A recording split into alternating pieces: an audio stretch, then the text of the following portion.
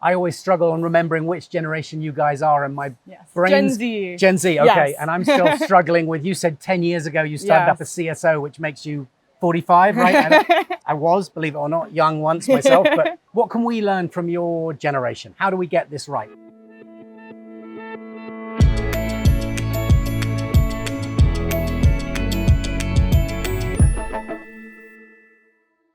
Hi, Jamie. Thank you so much for being here and sharing your expertise with us today.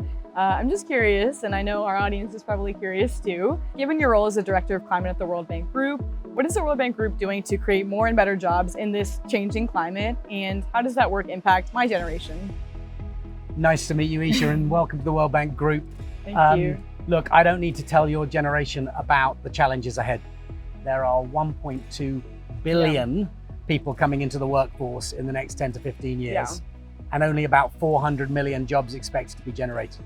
So the World Bank Group is entirely focused on correcting that. So we're going about that in a structured way, 3 parts. Number one, we've got to get the core infrastructure in place. And that's not just infrastructure as you might imagine it in terms of roads and schools and all the rest of it. It's also the human infrastructure, the education, and it's the natural infrastructure. Forests, clean air, clean water are essential. Then it's the enabling environment of the policies, and then it's trying to pull in private capital to grow the market. And we're focused on 5 particular sectors which are really going to drive jobs. It's manufacturing, it's healthcare, it's agriculture, it's energy and infrastructure, and it's tourism. And what I'm really focused on is making sure that all of those jobs are climate proof. So are we growing the sectors that the new economy is creating the most new jobs in? And are we protecting jobs from the physical risks of climate? Storms, sea level rise, extreme heat. So we're trying to go about this in a coordinated way, and we're trying to engage your generation to be ready for it. Yeah, I love that. If I think about you, and you're here in the World Bank Group today, what got you excited to be part of our Youth Ambassador program? Yeah, absolutely. I applied actually in 2024 for the Thabiso Edkins program. And it was a consequential year for me because it was the first year, my freshman year of college. And I was in a new city for the first time down in Atlanta at Georgia Tech. I studied public policy there with a minor in global development. Just graduated last month. And, good choice. Yes, I'm now doing my master's there. And I knew that going to a new city, new place, new people, I still wanted to continue my advocacy work that I've been building here in the city with my nonprofit Nest for Us that I founded with my sister 10 years ago, for half my life, which is crazy to say that it's been 10 years. And I think I was scrolling as us young people do on social media, and I found this program and I thought it was a great way to kind of marry my interest, kind of connect what I was doing locally with people all across the world. I mean, there was like 3,000 applications. There's like hundreds of people in this program all doing amazing work. And even being here at the Youth Summit, I mean, there's a million wonderful, beautiful solutions that young people are creating. And I think programs like these help us develop those skills that we need to enter those job markets and make a difference in that way.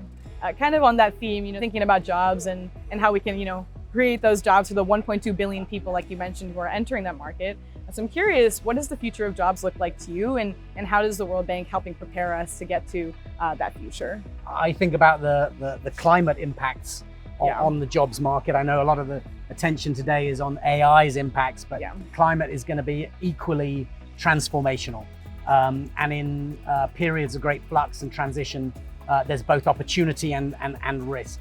From a climate perspective, we think about the risks in 2 ways. One is the physical risks affecting the world. So the climate is changing faster than anyone modeled. And that is affecting jobs in many ways. We did some research recently that showed that extreme heat is having the most negative effect, with the impact of equivalent of the loss of 80 million more better jobs in any given year. So addressing that's key. And other research we did showed that investing in adaptation and resilience can create and protect over 150 million jobs.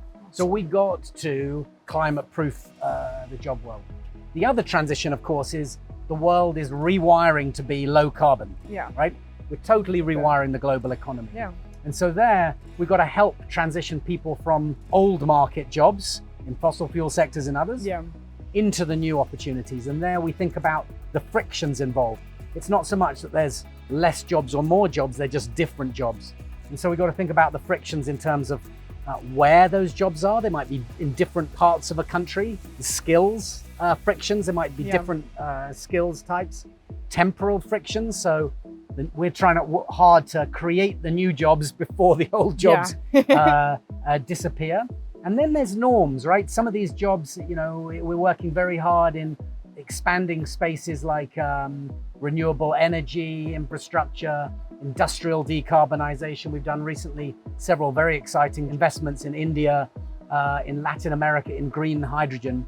How can we make sure those jobs are available to women, to all parts of society? So managing those big transitions is coming thick and fast, and the World Bank Group's sort of in the trenches trying to support all of that. Oh, that's great to hear.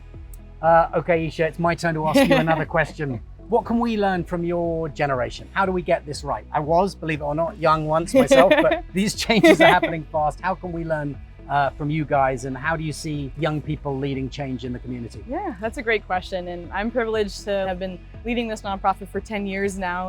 And now it's grown from just that small project that me and my sister thought of with just this idea to help the community to now we're one of the world's largest youth-founded nonprofits. And it's very cool because in my job, I can see thousands of young people, volunteering for the first time, getting involved in service for the first time, understanding for the first time that they can actually make a difference. And I think the biggest reason for that is because they've gotten the opportunity. Opportunity is like our favorite word at Nest for us. Without things like the Youth Summit at the World Bank, programs like the Max Thabiso program, opportunities to get involved in service or advocacy or diplomacy or development and all of that. Now people aren't going to know that this is an opportunity or an option for them. And I think the idea of jobs has changed so much in our generation. I guess maybe in the older generations, I won't say that you're a part of it, but in the older generations, right?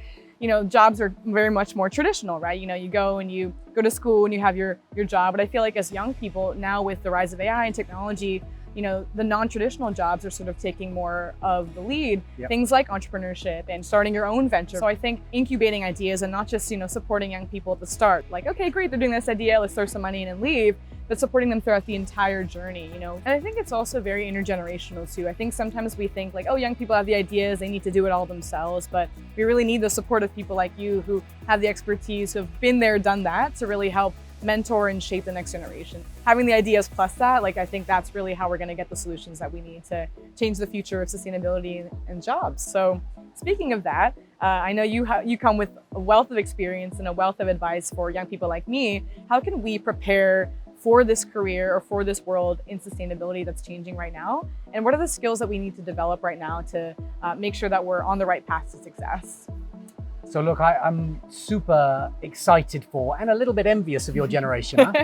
When I was looking for training in the sustainability space, there really weren't many options. And today, the amount of different training courses and options are extraordinary. And it's good because sustainability and climate issues, it's not a niche central issue. Yeah. In the same way we're dealing with climate change at the World Bank Group, where it's mainstreamed into every region, every sector, everything we're doing, and governments are having to do the same, businesses are having to do the same. It's the same for careers. What I would encourage is, for those of you totally focused on sustainability, welcome, thank you. Yeah. Come on in. But those of you focused on something completely different, Absolutely. Please do embrace the sustainability and the climate aspects of it. When more young people are exposed to whoa, food and climate, energy and climate, water and climate, sustainability isn't just this one buzzword, it's something that encompasses all the different sectors that we live in. So Esha, what's your dream job? And what help do you need on your pathway, on your career? For me, it's less about a dream job in the sense that, I want to be a lawyer, I want to be a doctor, have myself be married to a certain title. And I think that has really shown how the generations have changed over the years. It's more of, I have this purpose. I know I want to make an impact in the community. I know I want to keep inspiring more young people to learn about sustainability, take action in their communities, whatever way that looks like.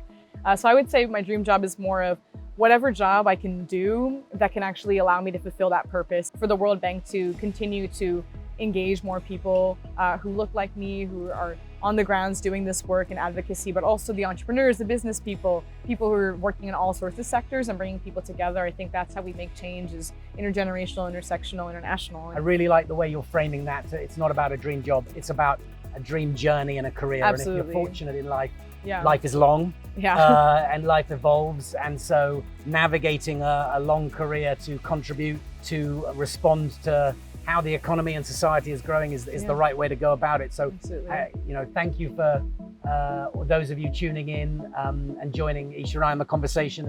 And good luck on your own career journeys. Absolutely.